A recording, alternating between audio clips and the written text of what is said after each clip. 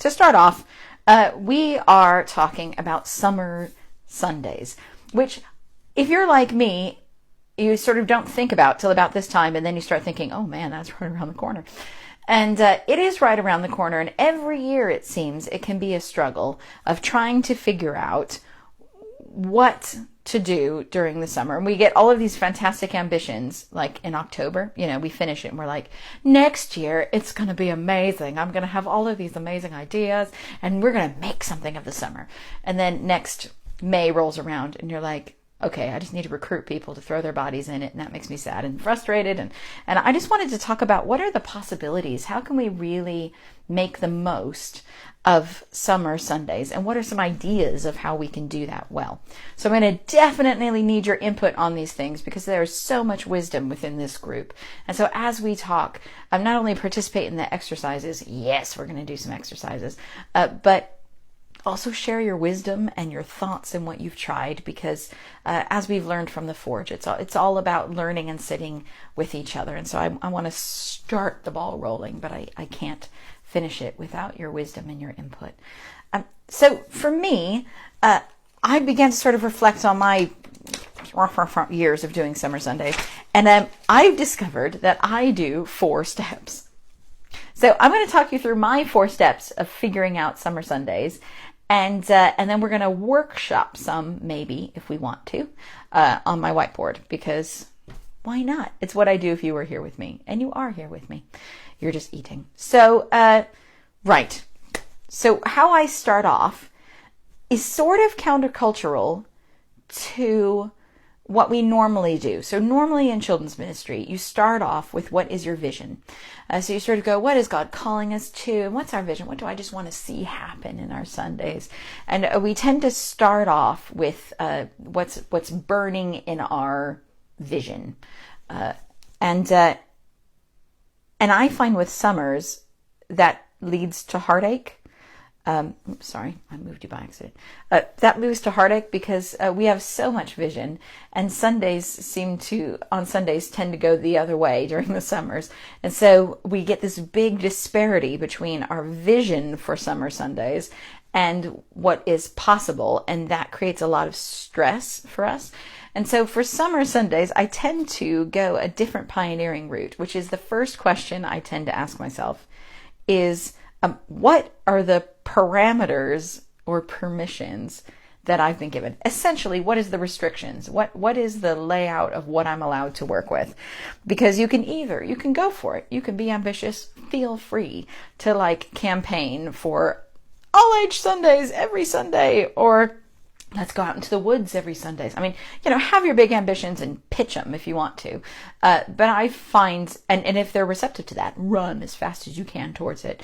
But sometimes it's helpful, as you know your church leadership and as you know sort of what their struggles are, as you have those initial conversations of, hey, maybe we could do this and maybe we could do this, and you begin to sense the shutting down, rather than fight them on the shutting down, it might be helpful to just say, okay, what are the parameters of what you feel safe with? What is the vision? So that you may have a church leadership that you are involved in, that you're actually we want to give team a whole summer off. That's what we want to do. We want to give our normal team a whole summer off, and we'll bring in different team.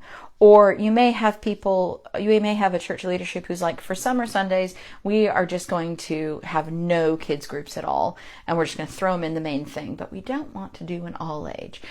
Or you may have a group of a leadership situation where they're like, we want to keep running the kids ministry as it is. Whatever your parameters that you're working with, I find it really helpful to get a good sense of it first, because then you can pioneer and be creative within that. Now, I'm naturally a pioneer and I think super big, and so therefore I have found this difficult. But once I get the parameters, then we're discussing parameters, and I can push back on some, and I can say, "Ooh, I don't know, can we move it a bit more that way?" And we can have all of those conversations without me having to bring my precious baby of an idea and say, "This is what I've thought of, dreamed of, and I think is perfect," and then them go, "No, I can't, because you can't have that room." And so finding the parameters first is really helpful. So whatever that is, and I suggest if you're here, grab a piece of paper and write down right now what your parameters are for your Sunday thing. Just maybe like 4 things. So I've written down two scenarios that I've been in. Like we wanted to use no team, because in one of my churches, everybody just went on holiday during the summer. Summer was nuts and everyone was gone. So we were like, we could either kill ourselves to try to recruit team, or we could just say, you know what, we're going to have no team. So we had no team, but they also were just going to throw the kids in on a Sunday morning, but they didn't want to do all age services. So they just wanted to throw the kids in the main service with no kids provision and no concession that there's kids in the room. And they really wanted parents to be responsible for their kids. Like their parents can bring stuff, or whatever, but we're not going to do anything to entertain these children. So I was like, okay. So that was one scenario. Another scenario that I was in was an alternative team. They were like, well, let's give our normal people a break, but we'll just bring an alternative team from parents and volunteers, people who don't normally work with kids, and they'll come in and do that. Little to no training, and we just want it to be really easy for them. So it'll look like the normal program in terms of, kids will go out, kids will come back in, but we want to have a totally alternative team. So whatever your parameters are, start with that. Just write it on a piece of paper, and you can begin to sort of see what you have to work with. After that, you can then begin to find a vision within that. So first one, figure out your parameters that you're working in. 2, then create a vision out of that, because you have so much vision inside of you that you can just churn it up and make it really happy. And so whatever it is, if in my 2 scenarios, no team, no kid can just throw the kids in. I'm going to call it my throw the kids in scenario. Throw the kids in, no concessions. I began to dream about what could we do if we have everybody in the same room, but we're not doing any formal program. And I could think of loads of ideas for that. We could create a pack for kids to do stuff with. So 3 is then create crazy ideas. 1, figure out what's important to you. 2, then have a vision for it. So for me, if you were going to throw the kids in, I wanted a vision that said it was still spiritually significant for children and adults. So that was my vision. We would create something somehow that by just throwing the kids in, they would still meet with God in powerful ways. They would still be able to connect with other adults and create good multi-generational relationships. So maybe that's what Sundays are about. Maybe the vision for this summer is, if we're going to throw the kids in, then it's going to be about relationships between the generations, and it's going to be about them learning how to encounter God in a structure that they don't normally experience. Okay, I now have a vision out of that. In the scenario where we had alternative team, where it was about the church congregation and parents coming in and doing something easy with the kids, I began to then create a vision around, okay, well, what if I used these 6 weeks to skill up a congregation who doesn't normally help with kids? What if I used it to give parents and regular congregation members who don't have kids or aren't related to the people in the room skills so that they could talk about God and talk about their faith with these children and build those connections and really give the children the strength of what it means to access so many different people from a congregation. And that means, what if we could then release those stories of congregations and their skills and giftings? And I could then get excited about that. So once you figure out what your parameters are, you can then create a vision within that. Does that make sense? I'm wondering if we'll go to the whiteboard. Let's do it. Let's go to the whiteboard. All right, we're going to attempt to move to the whiteboard. Dun-dun-dun, dun-dun-dun. You're now flying across my office. Let's see here. Can I make it work? Dun-dun-dun. Welcome to the whiteboard. Let's see if we can go up. If you don't have a whiteboard in your life, in your house, then I feel sad for you, because I don't know. I don't know how if I could live without my whiteboard. It's sort of very exciting. Right. Hi, Louisa. All right, here we go. I am ready. Yes? No? Okay. Can you guys see that okay? Is it all right? Can you give me a little thumbs up if it looks okay? Can you see it? All right, here we go. All right. Let's attempt to do this. I'm going to have to straddle this. Okay, so if we have our first question, which is, hold on. All right. This may all go wrong. Sorry, close up. I can't get my leg over the thing. All right. We're okay. All right, here we go. So, it worked. If we have here, what are the boundaries, I guess we could say? And so for this one is the throw the kids in.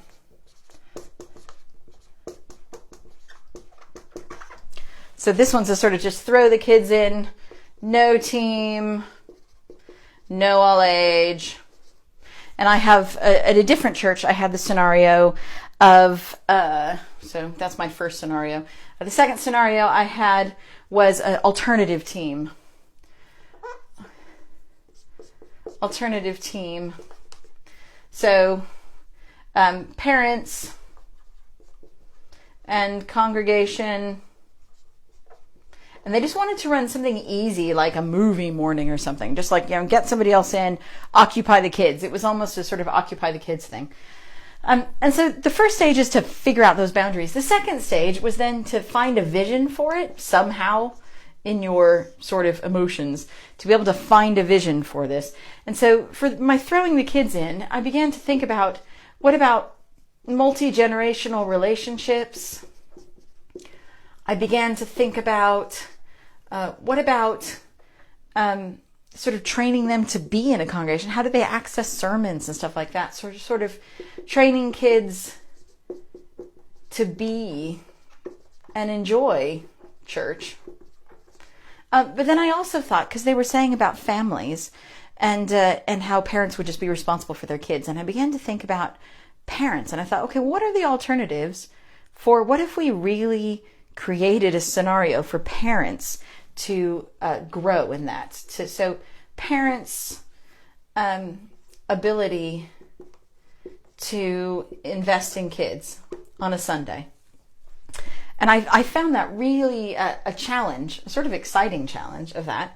The alternative team one, I was like, oh, well, people who aren't really invested in kids, who don't normally volunteer, showing up is going to be a tough gig unless we begin to harness the stories and skills of people the kids don't normally see, which would be great because you have, potters and, computer specialists and drama teachers. You have all these people who have all these skills who may not be loving focusing on kids' development, but if I give them a framework or something, that'd be amazing for these kids to get to know loads of people from the church and begin to really get those that multi-generational blessing of other people's skills and giftings in it. And I also thought we could harness the sort of natural leadership ability of kids, because they're the ones who know what's going on. They know each other. Maybe we can begin to raise that up. So once we get those two, we have boundaries and vision, then I suggest the third thing is you start thinking through your crazy ideas. And so you have crazy ideas, which could be anything. And I really suggest you don't judge it too much, because you're going to come up with some really, really stupid ideas in there. For this first one, we can throw the kids in with no team, all age. You know what we could do? We could, if everybody's in the same room and you don't want to make concessions for kids, then maybe what we do is we create an entire separate program that is underlying and playing behind the person who's preaching, that has short crib notes. So it's like a better PowerPoint. So they plan their sermon, but then I make a better PowerPoint for kids in the background. And then I thought, no, that's a terrible idea. But I could come up with an alternative PowerPoint. I've come up with ideas like, you know what I could do? I could create an app on the phone or like a WhatsApp thing so that I could personally text the children throughout the congregation, throughout the thing, like making things, or I can send them pictures or YouTube clips. You just let your brain run free, because in the running free, you will end up finding what you think you like. And after you've come up with your crazy ideas, then begin to pick out what is doable for you, and what you actually think that will work and get you the fruit. The third step, so this is your sort of first step, this is your second step, this is your third step, to just get all your crazy ideas. And then your big number 4 is not what you like best, but for me, will be too light. For me, number 4 is what will give you the fruit you're looking for. And I feel this is where it falls apart, is what usually falls apart here is because we don't focus on what gives us the vision. We focus on what crazy idea we think we can implement, and that it becomes unhelpful because it doesn't give you the spiritual kick out of one. So if I really wanted to design something that gives me good multi-generational relationships, trains kids to be and enjoy in the congregation, and gives parents the ability to invest, then whatever my crazy idea is, it has to get me to here rather than just fit within my boundaries. And I think every time I've gone wrong on a summer Sunday was when I was struggling, because I was like, yes, I have come up with a program that fits within my boundaries, fine. And so I argue with the boundaries rather than try to be as creative as possible to achieve the vision within the boundaries. And so the one that I decided on with this, throwing kids in with no team and no all age, the boundary they had was they didn't want to adjust anything they were doing in the main congregation. Other congregations I've been in where they're willing to do like all age light, where they do a 15-minute sermon, but it's still going to be whatever sermon they want to do. And I've managed to do like a sermon pack for those kids, where I sort of gave them alternative sermon or gave them ways of engaging with the sermon. But for this one, these sermons were going to be 40 minutes long, and I was like, I'm just not convinced. So I created 2 things for this. So for my alternative number 1, I asked so my alternative number 1, these are my solutions for this one, is we created really good multi-generational touch points. So it was the same service, but when we did the piece, for instance, I got to ask a specific question, like go find people of 3 different decades who were like, find someone in their 20s and their 30s and their 40s, or find someone who's 3 decades apart from you. So if you're 10, you have to find someone over 50 or something, and ask them this question. And it could be any question I want. Things like, what was 1 year in your life that you wish you could do over again? Or what was the story of one time you thought God is really actually communicating with me, or something like that. So we had something that happened in the piece that was multi-generational, and that didn't mess with anything because we weren't going all age, we weren't doing anything, we weren't playing games. That was sort of under the radar. So we had multi-generational questions. I began to do much more framing from the front. Hey, welcome to the service. I managed to talk to whoever was service leading, get myself on some service leading, which meant that I could signpost the service better, so that kids just knew when we stand up to sing, I was able to say, we stand up to sing, and if you don't know the words, that's okay. You can just read them and let your heart say yes to whatever it is. And when you pick up the words, sing the words that you know and like and mean. And so I could signpost the service better. But the main thing I decided to try was I created family packs to ditch the sermon. Because technically it is working within the structure. So what I did was I looked at the sermon series and I created basically a what we call springboard resources, which we've done a whole one of these on that. I did it sort of a springboard resource exploration for families to do together during the sermon series. So when the sermon happened, and if you had kids and wanted to take them out, and rather than sitting through a sermon to listen about this passage, I've given you a pack that you could go out and experience together as a family that covers the exact same thing. And so they would go out, and so many parents were really scared of this because they were like, I've never talked to my kid about this, and I've never explored these things. And they had all of these lack of skills, and I gave them a springboard recess. I'm like, you're going to do great. And within the resource was things like, ask this question and share your stories about it, and have your kids share stories about this.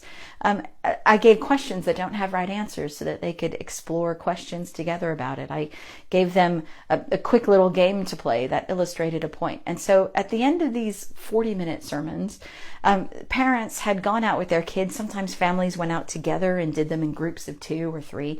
And all of a sudden you had parents who weren't kids leaders who learned how to have conversations and listen to their kids and tell stories about important things in their life. So it wasn't a devotional, it wasn't a kids program, it wasn't talking through material. It was facilitating parents and kids having a conversation and exploring ideas together. And each group would end up at a different point, because I wasn't trying to say, you must end up here. If we were doing light of the world, it was when did you have darkness in your life, and what did that look like for you, and where was God in that, and why does God let darkness stay, and who is he in the dark? And they just had these great conversations through something. So I created a family pack for each of the sermons, and throughout the time, first we had 1 family do it, and then we had 3 families do it, and then we had 5 families do it, and families began to really enjoy that, and they gained so many skills, not in following a devotional, but in having those conversations and questions. So that was how I problem solved that one. Alternative team, where it was just like, oh, don't use your normal team. Use people who don't really like children enough to actually volunteer on the team and come in. And so I thought, what would be easy for them, and yet give me the vision of harnessing the stories and skills and the leadership of these kids. And so I ended up asking key kids, not older kids, just the kids who are natural leaders, to say, when you're there, can you co-lead your kids group? Because we need someone who knows the rooms and knows where to find pencils and things like that. So this will be your co-leader if you're up for it. And I'd introduce them to the adult who would be with them. And so the kid then was responsible for like taking all the notes and making sure the prayers happened and everything, because they know how natural kids ministry goes. We began to harness those kids. And so the second alternative, we had sort of kids in leadership, so that the leaders themselves, the adults who came in, weren't constantly going, okay, I'm in charge of everything and I have to figure it out. They could look to their co-leader who was like, this is what we do now. And then I created basically 3 stations that explored a story. So there was always like a story room, a discussion room, and a playroom, I think. And we just utilized whoever was on that week. The computer guy was like, oh yeah, I love computer stuff. You know what? I want to actually take the kids through this exploration. And so he came in, and I had him run, rather than take a group around. I had him just run the playroom, except instead he used coding, and how, when you follow instructions, and how sometimes we let instructions get inside of us that aren't right, and we're following these lies that are in our heart, because that's what our brains are telling us to do, and God wants to clean our minds and change our code. And he did this amazing thing. I mean, it was fantastic. And so he led that room, where other people who were just teachers and could facilitate kids going around from room to room and exploring what these different people brought. I brought in old people to tell the Bible story and then tell a story of their life, of when God was in that at the same time. And it was this fantastic experience of bringing in people who could facilitate these groups moving around, who could just be adults to keep everybody safe and laugh and enjoy alongside kids and leadership. And then some really cool, skilled people and stuff that you wouldn't normally think as children's ministry, but actually had something really cool to share, and could then host 3 groups coming around and saying the same thing over and over again. And so it was really great. And when out of that, we just saw, the first one, we saw a huge amount of families feeling really confident in talking about their faith and talking about God and talking about the sermons that they experienced coming home. And in this one, we saw a lot of fruit, and kids feeling like the kids ministry was theirs, but we also felt a lot of significance of people who wouldn't normally talk to kids. All of a sudden we're laughing with them and talking to them after church, and volunteering for extra bits and showing up for the Halloween party. And we began to see such a significant shift in the relationships of the children not feeling separate in our congregation, just by doing that every summer. And we began to build a reputation for who we're going to bring, and kids began to start asking, I just met this person and he's a fighter pilot, and do you think we can have him for summer Sundays? I'm like, that is fascinating, of course we can. And then I'd hunt him down, and if he said no, then I'd tell the kids, I'm not sure that he's confident enough, why don't you go ask him? And then once you have 10 children going, please, then he came on board for a Sunday. Does that make sense? Do you want to work through one of your scenarios, or do you have any questions, or have you been doing things that actually have been working well for you? And we can talk about that. Becky, I'm gonna move back to the table, and as we move back to the table, Becky, if you could let me know if anybody wants to do this, or actually if we just want to go to lunch. I'm gonna move us back. I'm shifting down. Oops, sorry, everyone. Oh, I just made you sick, I'm sure. Sorry. Okay. All right. Is that even? No, it's not even. It'll be okay. I'm really glad this isn't professional people. Okay. How are we doing? What are we thinking about? I'm scrolling through. Hi, Mark Arnold. Oh, you have real palm trees down in sunny Bournemouth. Smug. I know. I want to be down there in sunny Bournemouth. Boundaries, parameters. Yes, they are the same. Anything else? I'm just scrolling through. No questions. Excellent. Great. Kids pressure, please. Oh, kids pressure is amazing.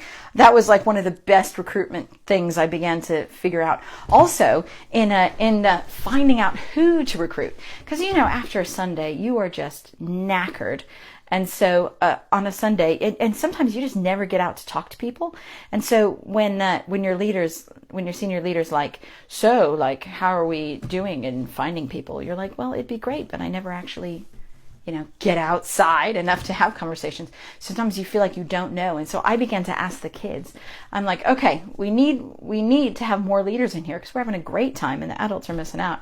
And we'd love to have more adults come in. Who are the adults in the church that you think would be really good in here? Because we don't just want fun people. We want people who bring a lot of peace and are really great at being quiet and making people feel comfortable, because there's some of us in the room who really, really would love a leader who would just be really calm and comfortable that we could sit with. And we need people who have lots of energy, and we need people who love science, and we need people who love maths, and people who are just willing to be themselves in here. Who do you know that you think we could really have a great time with in here, because they're so different and they reflect all of us? And they come up with some great names that I never would have thought of. And then I say, okay, well, I can talk to them, next week, but would you mind finding them and saying, I mentioned you to Rachel because I think you'd be great with us. Please, please, please come. And it meant that the kids began to really take an ownership over being part of the body of Christ and spotting people and other things. And it meant kids were also like, there are too many leaders who are very loud. I don't like loud. I would like a leader who just likes to sit and not have lots of words. And I'm like, great. Who's like that? And they'll name something. And so facilitating that is really, really fun. Well, as you guys sort of plan and think about your summers, I hope that was helpful for you. I hope that just helped you get a structure. And I'd love to hear, as you progress, what that looks like and how that goes, because it's really, really exciting. So I'm going to pray for you, and then I'd love for us to go. So, Father God, I thank you that you give us this amazing opportunity in the summer. I thank you that you set before us this challenge and this goal of meeting with you in new ways, and the creative ways it expands our minds. And God, I pray that you would fill right now everyone here with just such a sense of your vision for these Sundays and what you are accomplishing and what you are pursuing and what you are doing. I pray right now that you would just reach out and set alight creativity and hope in our hearts, that we may not just survive the summer, but have it be such a creative season of blessing for our communities and for the children and for our congregations, that it may be a momentum builder every year. In Jesus' name, amen. Becky just said that there's a question that came in. How do you deal with safeguarding DBS checks with summer Sunday sessions? I DBS everything that moves, which does mean that we have to think about it quite early. Things like the kids in leadership stuff where we moved people around the stations. DBS, technically, you don't have to DBS everybody. You have to DBS people in leadership, and you have to have, at least one safe person in the room, and nobody who's not DBS can go out. So if you look at the structures, you actually can work that out.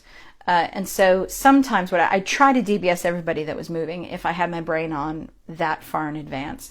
Sometimes what I would do is I would make sure that I had a core person who is going with the room. So if I had 3 small groups in one room and 3 small groups in another and 3 small groups in another, and then those groups moved, if I couldn't find an absolute DBS person for each one of those groups, what I would have is at least 1 to 2 people in the room who were just responsible for the movement of it, who were DBS'd, so that there was people who I didn't know were DBS'd were never alone with children ever, or in any sort of power dynamic with them. They were facilitating the moves around.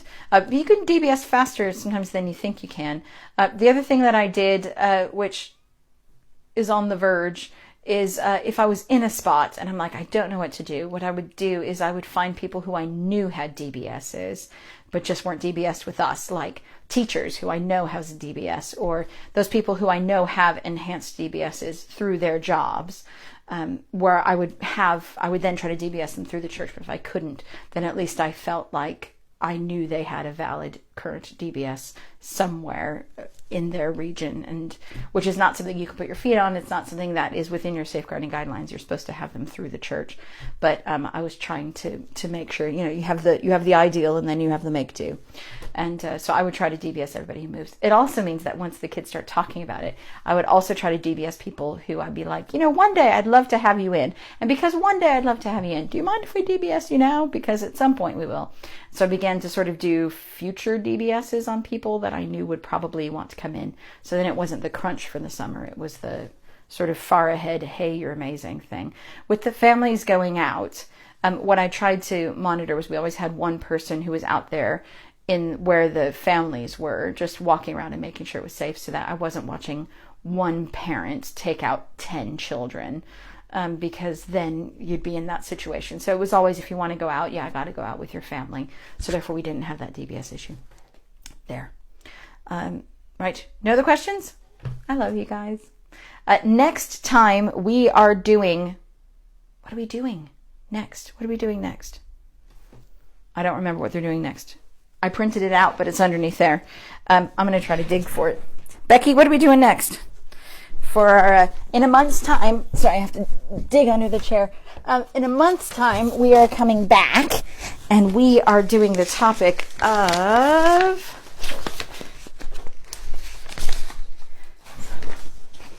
survey says. It's not that piece of paper. I don't know. It'll have to be a mystery. Oh yes, it will be. What does Becky say? Celebrating fatherhood. Oh yeah. That is tricky. So how do we, because next month is Father's Day, how do we celebrate fatherhood really well in a way that affirms fathers and the importance of fathers within scenarios where sometimes we have church families that struggle with fatherhood? And what does that look like? And how can we raise that, not only within a church setting, but how can we raise that and deal with that with our children in our children's ministry and through teen ministry? Can we start training them for fatherhood now? So everything having to do with fathers we will do next month. Don't forget there's the Parenting for Faith podcast that has lots of stuff that's applicable to us. Parenting for Faith podcast, anywhere you can find it. Forge North is coming. If you came to the Forge, you will love the Forge. And we're doing another one in November. So if you want to come, book on. And I love you. Oh, and we also do one of these for parents. I don't know if you know that, but on the Monday night, we do these for parents, and we do different topics. So we've done so far beauty and manliness, and how to parent for faith for those. We do them specifically for age groups. So what does beauty and manliness look like for 0 to 5-year-olds? And then the month before that, we did sleeplessness and how we can facilitate a theology of God during sleep. And we look at those. So what does it look like to parent for faith for sleep and the dark for teenagers? And we begin to look at all those things. So have a look at the Facebook page. I love you guys. Thanks for following the journey from Facebook page to Facebook page. And I will see you next week. I pray for you a lot next month. Take care.